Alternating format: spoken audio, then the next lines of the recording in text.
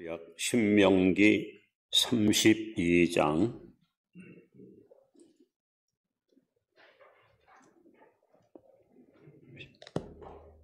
구약 성경 313페이지입니다. 신명기 32장 9절 말씀부터 14절까지 교독합니다. 여호와의 분깃은 자기 백성이라. 야곱은 그가 택하신 기업이로다.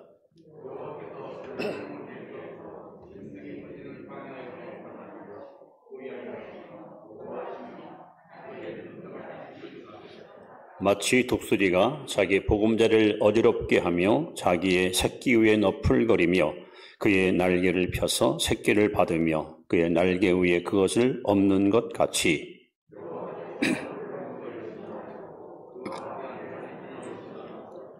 여호와께서 그가 땅의 높은 곳을 타고 다니게 하시며 밭의 소산을 먹게 하시며 반석에서 꿀을 굳은 반석에서 기름을 빨게 하시며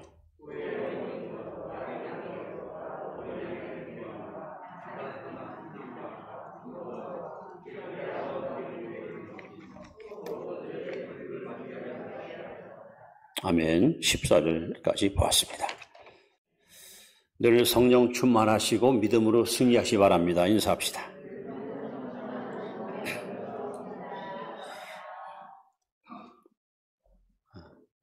지난 한 주간 동안 제 인생에 가장 큰 영향을 주신 분이 누군가 곰곰이 곱씹어 보았습니다.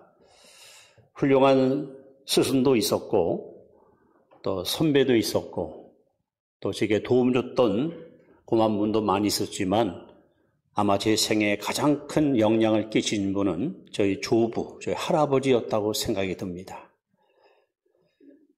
저희 할아버지 한학을 전공하신 분인데 그 선견 지명이 있으셨어요. 그래서 제가 4살 때, 만 3살 때 할아버지가 저를 사랑바로 부르시더니 너 오늘부터 헤레비한테 하루 2시간씩 공부를 배워야 된다.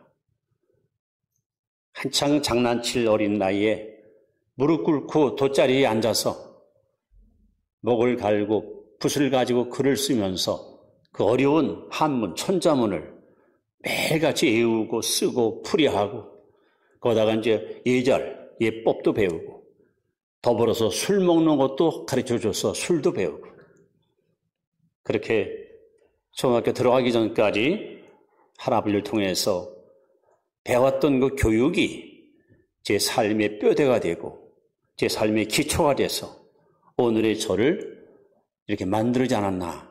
그래서 저는 제 조부, 저희 할아버지 앞에 늘 감사의 마음을 갖고 있습니다. 저희 할아버지께서는 나름대로 어떤 사명감을 가지고 또 후손, 손자에게 대한 기대감이 컸기 때문에 그래서 아주 얼마나 철저하게 저를 교육시켰는가. 그 사랑방 바로 문만 탁 열면 마을 그 어린이 놀이터였습니다. 아이들이 몰려와서 막 놀 때마다 이 글을 읽다가 자꾸 아이들 떠드는 소리 때문에 마음이 이렇게 분산이 되지요. 집중을 못합니다. 할아버지 눈치가 빠르셨어. 이놈 어디다 정신을 팔고 있어? 어김없이 회초리를 가지고 종아리를 칩니다. 많이 맞았습니다. 어머니가 안쓰러워 달려와서 아버님 어린 것이 뭐하다 그렇게 회초리를 치세요 하면은 어디 감히 아녀가 참견하냐고. 할아버지는 법이 없고 그야말로 엄청난 권위를 갖고 있었습니다. 잠언 22장 6절에 보시면 마땅히 행할 길을 아이에게 가르치라. 그러면 늙어도 그를 떠나지 아니하리라. 할아버지의 그 교육이 제게는 너무도 엄청난 영향을 주었고 오늘의 제가 이렇게 만들어지는 밑거름이 된 것을 감사하고 있습니다. 여러분 하나님도 마찬가지로 여러분과 저 우리 한 사람 한 사람을 향한 기대를 갖고 있습니다. 빌립보서 2장 13절에 보시면 너희 안에 행하시는 이는 하나님이시니 너희로 소원을 두고 행하게 하시느니라. 하나님께서는 구원받은 여러분 마음속에 하나님의 소원을 심어주시고 너 이 시대에 나를 위해서 이렇게 살려? 하고 우리를 이끄시고 인도한 분이 하나님이십니다. 그래서 하나님이 우리를 다루시는데 아주 명확한 프로그램을 가지고 우리를 다루십니다. 4가지 확고한 하나님의 뜻이 있습니다. 그 첫째는 우리를 구원하는 것이 하나님의 첫 번째 뜻입니다. 죄인을 구원해서 하나님의 자녀 삼는 겁니다. 그 두 번째는 구원받은 우리를 훈련시키는 겁니다. 훈련을 통해서 우리가 강해지고 우리 믿음이 견고해져서 세상도 죄악도 유혹도 시험도 마귀도 이기는 승리의 사람으로 우리를 하나님 다듬어 가십니다. 셋째는 영적인 싸움에서 매일매일 예수 이름으로 승리하는 승리의 길로 우리를 이끌어 가십니다. 그래서 구원받고 훈련받고 영적 싸움에서 죄와 유혹을 이기고 나면 하나님이 기업을, 천국의 아름다운 기업을 우리에게 선물로 안겨주십니다. 이러한 4가지 분명한 목적의식을 가지고 하나님은 저와 여러분들을 다루고 계시고 이끌고 계시고 우리를 보살피고 계십니다. 여러분 출애굽기 19장을 보시면 애굽에서 해방받은 이스라엘 백성들을 하나님이 어디로 이끄셨느냐? 시내산으로 그들을 이끌었습니다. 그리고 하나님이 출애굽기 19장 4절에 그들을 애굽에서 구원시키고 이끄신 당신의 의중을 백성 앞에 선포합니다. 여기서 새 이름이 등장합니다. 독수리. 내가 너희들을 독수리가 새끼 없듯이 너희들을 업어서 여기까지 들어왔다. 즉 하나님의 관심은, 하나님의 기대는, 하나님의 백성들인 저와 여러분들이 험한 세상 살아가는 동안 조류의 왕인 독수리 같은 용맹스럽고 씩씩하고 담대하고 모든 걸 이기고 나아가는 그런 권세 있는 사람으로 우리를 세워가기를 원하십니다. 그래서 오늘 이 독수리 이야기를 여러분 앞에 소개하면서 이렇게 말씀을 제목을 정했습니다. 독수리처럼 비상하라. 우리가 독수리 인생을 살려면, 그리고 독수리 같은 성도가 되려면 우리는 어떻게 할 것인가? 자, 첫째는 하나님은 저와 여러분들을 독수리 인생으로 살기 위해서 첫째는 9절에 보시면 하나님 우리를 선택하셨습니다. 자, 우리 9절 말씀을 다시 한번 있습니다. 시작. 여호와의 분깃은 자기 백성이라 야곱은 그가 택하신 기업이로다. 하나님께서 여러분과 저를 분깃 삼으시려고, 기업을 삼으시려고 우리를 선택하셨습니다. 즉 저와 여러분들을 참새, 뱁새, 촉새, 그러한 형편없는 연약한 새가 아니라 마치 조리의 왕과 같은 독수리 인생 살게 하려고 하나님이 저 여러분들을 선택하셨습니다. 이 하나님의 선택은 절대적인 주권을 가지고 하나님 우리를 선택하십니다. 에베소 1장 3절에 보시면 창세 전에 그리스도 안에서 우리를 택하사, 하나님은 세상을 만들기 전에 그리스도 예수 안에서 여러분과 저를 선택하셨다. 요한복음 15장 16절에 보시면 예수님께서 직접 말씀합니다. 너희가 나를 택한 것이 아니요 내가 너희를 택하여 세웠나니. 여러분 스스로 이 자리에 온 것이 아닙니다.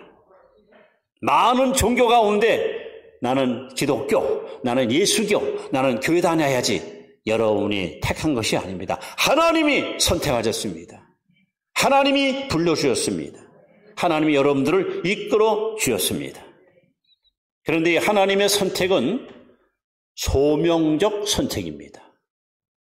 소명적 선택. 저는 이런 생각을 참 많이 해봤습니다. 우리나라가 5,000년 유구한 역사를 자랑하는 문화민족입니다. 그런데 고조선이나 혹은 삼국시대나 고려시대나 신라시대에 태어나지 않고 20세기에, 21세기에 왜 이 땅에 태어났을까? 지구상에 240개가 넘는 많은 나라가 있는데 하필이면 대한민국 국민으로 하나님이 나를 이곳에 오게 했을까? 여러분, 이거 여러분이 결정한 거 아닙니다. 여러분의 성도 여러분이 결정한 거 아닙니다. 남녀 성별도 여러분이 결정한 거 아닙니다. 하나님이 하셨습니다. 지금으로부터 4,000년 전에는 아브라함이 필요해서 하나님이 그를 선택하여 믿음의 조상으로 쓰셨습니다. 2000년 전에는 바울이 필요해서 그를 선택하여 이방인의 선교사로 쓰셨습니다. 오늘 이 시기에는 여러분과 제가 필요해서 하나님의 일꾼으로 우리를 쓰시려고 하나님이 절대적인 주권을 가지고 여러분과 저를 선택하셨습니다. 그러면서 오늘 본문에 이렇게 말합니다. 우리를 선택하신 하나님은 10절에 보시면 우리가 사는 이 험한 광야 같은 세상에서 우리를 만나시고 또 호위하시고 보호하시고 눈동자같이 지켜주시면서 여기까지 우리를 인도해 오셨습니다. 여러분 창세기 2장 19절에 보시면 하나님이 공중의 새와 또 들의 짐승들을 다 만드신 후에 아담을 부르십니다. 아담아, 내가 직접 짐승들의 이름을 지어줘라. 그래서 하나님이 지켜보는 겁니다. 아담이 과연 어떻게 이름을 짓나. 그러더니 짐승들이 일렬로 쫙 써가지고 수천의 종류들이 모여왔어요. 아담이 너는 사자, 너는 원숭이, 너는 노루, 너는 토끼. 아담이 지어준 이름이 바로 짐승이 됐어요. 새도 마찬가지예요. 놀라운 사실은 아담이 이름을 주는 순간 그 짐승, 그 새의 운명이 바뀝니다. 여러분 독수리는 1000년 전이나 오늘이나 앞으로 100년 후에도 언제나 새의 왕이에요. 독수리가 참새 앞에 가서 벌벌 떨 일도 없고 독수리가 겁이 나서 무서워서 도망갈 일이 없습니다. 마찬가지로 하나님께서는 저와 여러분들을 독수리 같은 왕 같은 제사장으로 하나님의 자녀로 권세 있는 주의 백성으로 우리를 불러주셨습니다. 그러면 여러분 자신을 비하하거나 나 같은 것은 하고 여러분 자신을 폄하하지 마시고 여러분은 왕 같은 제사장입니다. 여러분은 선택받는 하나님의 백성이고 천국의 시민권을 갖고 있고 새 생명을 얻었고 원수마귀를 능히 이길 수 있는 권세 있는 신앙의 삶으로 부름받았습니다. 바로 여러분은 독수리 인생을 살라고 독수리같이 승자가 되라고 왕이 되라고 우리를 하나님이 불러주셨다는 것입니다. 믿으시기 바랍니다. 이렇게 하나님은 첫째로 우리를 선택하셨습니다. 여러분 하나님의 부르심, 하나님의 선택받는 데 대해서 여러분 자부심을 가지세요. 긍지를 가지세요. 누가 뭐래도 우리는 자신만만하게 나는 하나님께 선택받았다. 나는 독수리 인생을 살라고 하나님께 부름받은 왕같은 제사장이다. 여러분 이런 용기와 기백을 갖고 인생을 멋지게 살아갈 수 있기를 축원합니다. 그 다음에 하나님 두 번째로 우리를 훈련시키십니다. 이것이 하나님이 우리를 이루시는 방법입니다. 훈련시키는데 11절을 한번 다 같이 한번 보겠습니다. 어떻게 훈련하는가? 시작. 자기의 새끼 위에 높을 거리며 그의 날개를 펴서 새끼를 받으며 그의 날개 위에 그것을 없는 것 같이. 자, 여기 보면 독수리 애미가 그 새끼를 훈련시키는 4단계가 있습니다. 4단계. 하나님은 지금 이런 방법으로 저와 여러분들을 훈련시켜요. 어떻게 훈련시킬까요? 여러분 독수리는 이런 평지나 안전 곳에다가 집을 짓지 않습니다. 제일 높은 바위 틈, 험한 곳에다가 집을 짓는데 대부분 굵은 나뭇가지를 주워다가 얼기석기 장막을 쳐놓고 거기다가 이제 집 같은 걸 쌓아놓고 제일 나중에 자기 키토를 뽑아가지고 그 둥지를 따뜻하게 만든 다음에 거기다가 알을 낳고 부화를 시킵니다. 자, 새끼가 태어났습니다. 어떻게 키우는지 아십니까? 자, 첫 번째 단계가 바로 여기 보면 분리의 단계입니다. 새끼가 태어나서 처음에는 뭐 눈도 못 뜨고 아무것도 모르지요. 어미가 먹이를 갖다가 찢어서 입에다가 하나씩 넣어주면서 새끼가 1주, 2주 크기 시작합니다. 그래서 이제 부리도 생기고 발톱도 생기고 날개도 조금 나기 시작하면은 첫 번째 어떻게 훈련하는가? 분리 단계. 여기 뭐라고 써 있습니까? 독수리가 자기 보금자리를 어지럽게 하며 그 따뜻한 둥지에 있는 깃털을 다 날려보내고 그 둥지를 허물어버립니다. 그리고 새끼를 둥지에 못 들어오도록 밖으로 밀어내버립니다. 안 그러면 밖으로 집어던져버립니다. 그럼 새끼는 떨어지지 않기 위해서 아둥바둥 몸부림치게 되고 혹 떨어지면 다시 죽어라 기울러서 둥지로 또 다가옵니다. 하나님은 저와 여러분들을 첫 번째 이렇게 분리시킵니다. 세상과 분리시켜요. 내가 주인 삼던 것, 내가 선하던 것, 내가 사랑하고 좋아했던 것들 하나하나 하나님은 다 끌어버립니다. 그래서 오직 하나님만 바라보도록, 오직 하나님만 신뢰하도록 하나님은 이렇게 우리를 훈련시키고 다루시는 분이십니다. 새끼 입장에서는 따뜻한 둥지 아래서 보호를 받고 애미가 갖다 주는 먹이 먹으면 제일 행복하죠. 그러나 하나님은 그런 새끼는 장차 커서 왕이 될 수 없어요. 강하게 키우기 위해서 이게 분리시킵니다. 사정없이 둥지 밖으로 밀어내고 스스로 걸을 수 있도록, 스스로 나를 수 있도록 이것이 첫 번째 분리의 단계입니다. 두 번째 단계가 여기 서 있습니다. 자기의 새끼 위에 너풀거리며. 자, 새끼가 이제 애미가 갑자기 둥지 밖으로 밀어내니까 이놈이 바깥으로 떨어져요. 낭떠러지로 떨어지거나 떨어져서 그럼 떨어져서 바위에 부딪히면 하면은 애미가 와서 탁 잡아가지고 다시 둥지 옆에 나무에다 올려놓습니다. 마치 아이가 여러분 태어나서 첫 걸음걸이 할 때 넘어지지 않고 완벽하게 걷는 아이는 하나도 없습니다. 몇 걸음 하다가 넘어지고 또 걸어가다 넘어지고 이러면서 아이가 다리에 힘이 생기고 나중에 튼튼한 다리가 형성되는 것처럼 애미 독수리는 새끼를 이렇게 철저하게 아주 가혹할 만큼 훈련을 시킵니다.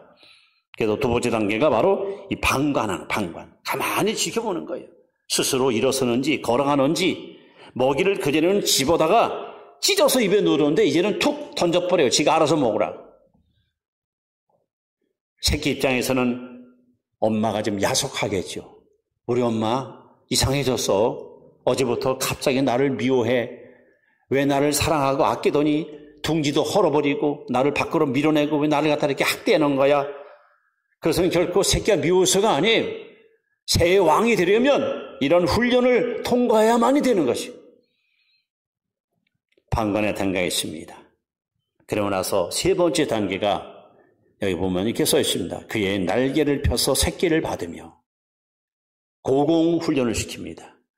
이제 새끼가 부리가 생기고 날개가 커지게 되면은 올라타. 어미 날개에다가 새끼를 태워가지고 저 높은 거 수백 미터로 창공으로 치고 올라갑니다. 그럼 새끼를 그냥 엄마 너무 멋있다. 야 멋있다. 새끼는 막 좋아가지고 어디 뭐 수풍 오는지 알고. 근데 갑자기 높은 창공에서 새끼를 그냥 휙 집어던져 버립니다. 그럼 새끼가 그냥 엄마 무서워하면서 그러면서 새끼의 이 날개에 힘이 생깁니다. 그래서 이 아스팔트나 돌에 떨어질 쯤 되면은 애미가 와서 탁 낚아채가지고 또 공중으로 치고 올라갔다 또 집어던집니다. 이걸 하루에도 몇 번씩 반복해서 훈련을 시킵니다. 이 훈련을 통해서 이 독수리의 날개에 어마어마한 근육이 생깁니다. 엄청난 힘이 여기 막 축적됩니다. 이것이 바로 세 번째 단계입니다. 바로 이 개입의 단계입니다. 그 다음에 맨 마지막 여기 하반절에 보시면 날개 위에 그것을 엎는 것까지 훈련이 다 마치고 나면 새끼를 날개에다 엎고서 안전한 곳에 가서 한마디로 휴식을 취하게 하고 마음껏 먹이를 먹으면서 그동안 수고했다. 좀 쉬거라. 이것이 하나님이 저와 여러분을 다루시는 훈련의 방법입니다. 여러분, 아브라함을 보십시오. 75년 동안 정든 고향 땅, 부모 계시고 친척, 친구와 동료들이 있잖아요. 근데 하나님이 아브라함에게 내 본토, 친척, 아버지 집을 떠나!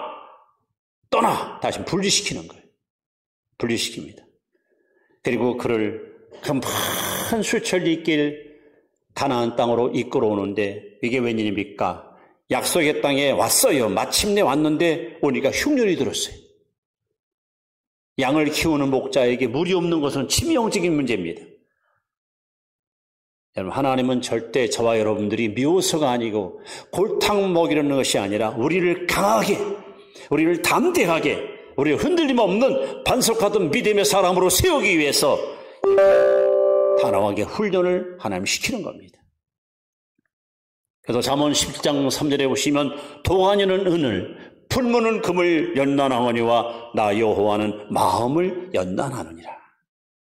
마치 쇠붙이를 불 속에 놓고 풀무질한 후에 달궈진 그 쇳덩어리를 쇠판에 놓고 망치 가지고 두드립니다.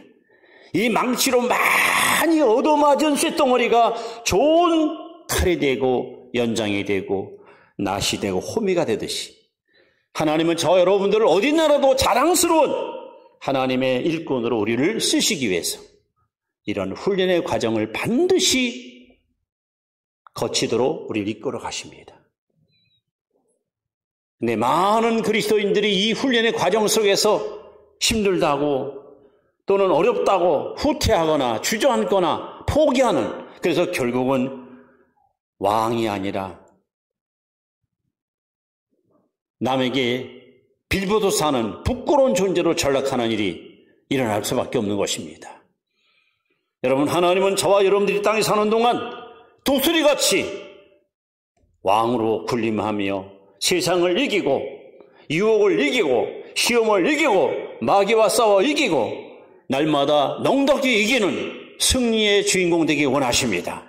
그래서 여러분 훈련을 시키는 건데, 여러분 하나님의 이 위대한 계획과 섭리를 정확히 인식하셨다면 어떤 고난과 시련이 와도 낙심하지 마시고 하나님이 나를 크게 쓰시려고 이렇게 훈련의 구덩이에 날 집어넣구나, 이렇게 긍정적으로 받아들이고 하나님께 감사하실 때 하나님께서는 여러분 피할 길 열어주시고 여러분을 더 멋진 그릇으로 만들어 가실 것입니다. 그래서 이렇게 다듬어진 사람을 바울은 에베소 2장 10절에 이렇게 표현했습니다. 우리는 그의 걸작품이라. 여러분은 졸작품이 아니에요. 하나님 보시기에 걸작품으로 우리를 하나님이 만드십니다. 이렇게 우리가 독수리 인생을 살기 위해서 하나님이 우리를 선택하셨고 4단계를 통해서 하나님 여러분을 훈련시키십니다. 자, 훈련 받은 다음에 마지막 3번째, 하나님 우리를 승리하게 하십니다. 자, 13절 말씀을 같이 한번 봅니다. 시작. 여호와께서 그가 땅의 높은 곳을 타고 다니게 하시며 밭의 소산을 먹게 하시며 반석에서 꿀을, 굳은 반석에서 기름을 빨게 하시며. 보십시오. 하나님이 땅의 높은 곳을 타고 다니게 하시며 이제는 기어다니는 존재, 바라보는 존재가 아니라 날아서 위에서 내려다보는 그런 놀라운 존재로 하나님은 여러분을 이끌어 가십니다. 여러분, 독수리에게는 다른 새에서 찾을 수 없는 강점, 너무도 멋진 많은 장점을 갖고 있습니다. 여러분, 독수리라는 그 뜻은 날아오른다, 이런 뜻이에요. 하나님이 굳이 성도들을 독수리로 비유한 것은 우리의 신앙이 머물러 있거나 정체되면 안 됩니다. 날마다 날아올라야 됩니다. 도약해야 됩니다. 전진해야 됩니다. 상승해야 됩니다. 여러분, 독수리는 힘을 상징합니다. 독수리는 눈이 힘이 있고 발톱이 힘이 있고 날개가 힘이 있습니다. 그래서 어느 누구도 범접할 수 없는 강력한 능력을 소유하고 있는 것이 바로 독수리입니다. 하나님은 저와 여러분들이 영적으로 이렇게 강력한 하나님의 자녀로 살아가기를 기대하십니다. 구체적으로 독수리는 어떤 특징을 갖고 있는가? 우리는 어떻게 예수 믿어야 하나님 앞에 승자의 길을 걸어갈 수 있을까요?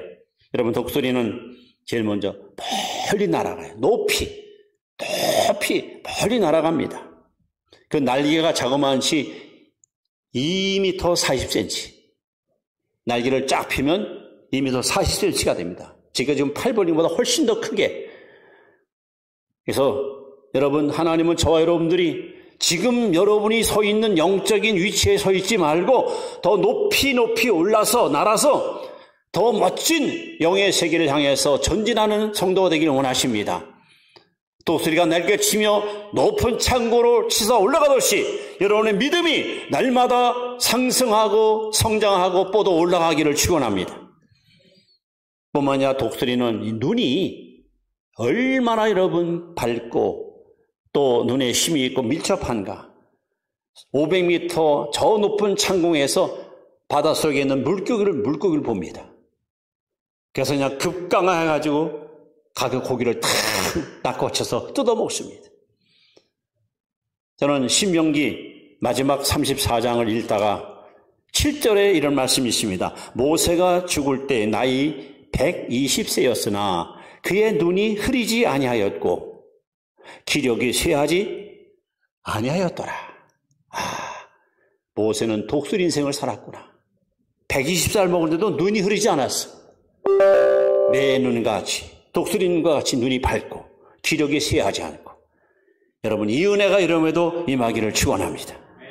뿐만 아니라 교류학자들의 말에 하면요, 용이나 뱀이 무서워하는 새가 바로 독수리입니다. 독수리가 한번 울음소리를 내면요, 이 짐승들이 벌벌벌 떠드는 거예요.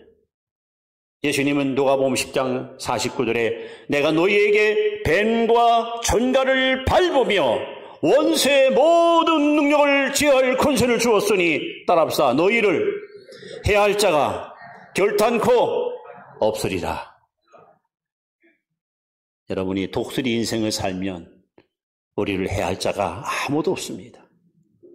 원수마귀도 어쩔 수 없습니다.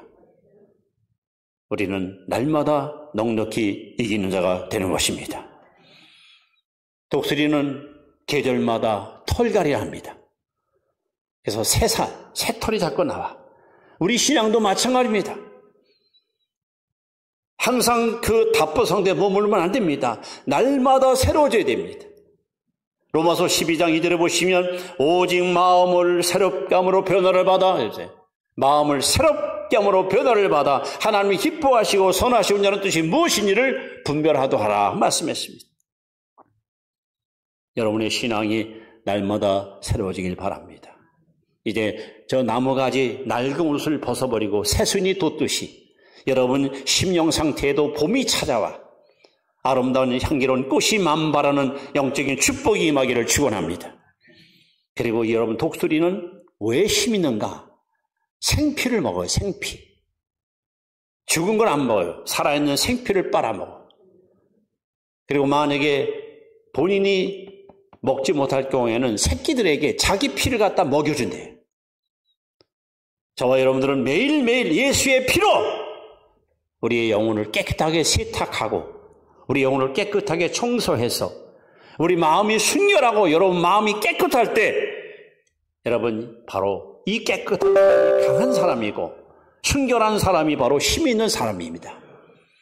더 나아가서 여러분, 독수리는 모든 종 중에 가장 오래 삽니다. 최하 100년에서 150년을 살아요. 그래서 시편 103편 5절에 보시면 내 청춘을 독수리같이 새롭게 하는도다. 하나님은 저와 여러분들을 이 땅에 사는 동안 장수하게 하시고 영적으로 강건하게 하시고 우리를 견고하게 하시고, 저는 이런 독수리 같은 은혜를 여러분이 받아서 늙음하게도 병들어서 똥오줌 싸고 자녀들에게 피해 끼치는 부끄러운 인생이 되지 마시고 마지막까지 모세와 같이 강건한 복을 누리고 사시기를 축원합니다. 그리고 독수리는 가장 높은 곳에 이렇게 둥지를 트고 살아요. 다시 말하면 이 구별된 삶, 이렇게 분별된 삶을 살아갑니다. 그래서 하나님은 오늘도 우리에게 말씀합니다. 너희는 이 시대를 본받지 마라. 세상을 본받지 말고 세상을 닮아가지 말라. 여러분, 독수리의 가치는 언제 평가되는지 아십니까? 이렇게 날이 따뜻하고 기온이 온유할 때는 독수리 가치는 나타나지 않습니다. 독수리 나올 때가 언제냐? 폭풍이 몰아올 때, 폭풍이 몰려오면 모든 새들은 다 숨어버립니다. 바위 틈으로 아니면 통나무 속으로 다 숨어들어. 겁이 나서 무서워서. 그런데 유일하게 폭풍이 대적하는 날 저 창공을 유유히 날아가는 새 한 마리가 있습니다. 바로 독수리입니다. 지금 우리가 사는 세상은 많은 인생의 폭풍, 시련, 많은 고난이 계속해서 우리에게 도전으로 다가옵니다. 그렇게 인생살이가 녹록하고 편하진 않습니다. 어렵사리 문제 하나 풀어보면 또 다른 문제가 직면하고 이 문제를 풀면 또 다른 어려움이 다가옵니다. 우리는 끊임없는 도전 속에서 반응하고 사는 것이 우리 인생사입니다. 혹 여러분 지금까지는 평탄한 인생을 살았다고 자부할지 모르지만 앞으로 여러분 삶 속에, 여러분 가정에, 여러분의 생애 속에 어떠한 폭풍이 몰아올지 우리는 미래를 예측할 수가 없습니다. 설사 나는 그럴지라도 우리가 사는 이 나라 혹은 여러분이 속해 있는 공동체, 그것이 교회일 수도 있고 직장일 수도 있고 가정일 수도 있고 그럴 때 여러분 우리가 독수리 인생을 사는 독수리 신자를 되면 폭풍구름 몰아치고 하늘 덮어도 독수리는 오히려 유유자작 날개를 쫙 펴고 그 거센 바람을 이용하여 공중을 유유히 날아다니는 이 멋진 비상하는 독수리, 상상만 해도 여러분 멋지지 않습니까? 오늘 이 말씀은 성도 여러분들이 바로 이 독수리 신앙을 가지고 여러분 가는 앞길에 어떤 폭풍이 대적하더라도 그것을 두려워하거나 무서워하거나 겁내지 마시고 오히려 하나님 주시는 믿음을 가지고 요한일서 5장 4절 하나님께 난 자마다 세상을 이기노니라 세상을 이기면 이것이니 우리의 믿음이니라 이 믿음의 날개를 펴고 저 영광스러운 천성을 향해서 힘차게 도약하는 비상하는 이런 멋진 독수리 인생을 살아가기를 축원합니다. 이제 하나님이 주신 가장 위대한 약속의 말씀을 결론으로 소개하면서 말씀을 마무리합니다. 이사야서 40장 30절 31절 말씀입니다. 같이 한번 크게 읽습니다. 시작. 소년이라도 피곤하며 곤비하며 장년이라도 넘어지며 쓰러지되 오직 여호와를 앙망하는 자는 새심을 얻으리니 소수리가 날개치며 올라감 같을 것이요 다른 백자하여도 곤비하지 아니하겠고 걸어가도 피곤하지 아니하리로다. 할렐루야. 이 약속의 말씀이 여러분의 삶 속에 그대로 응할 줄로 믿습니다. 기도드립니다.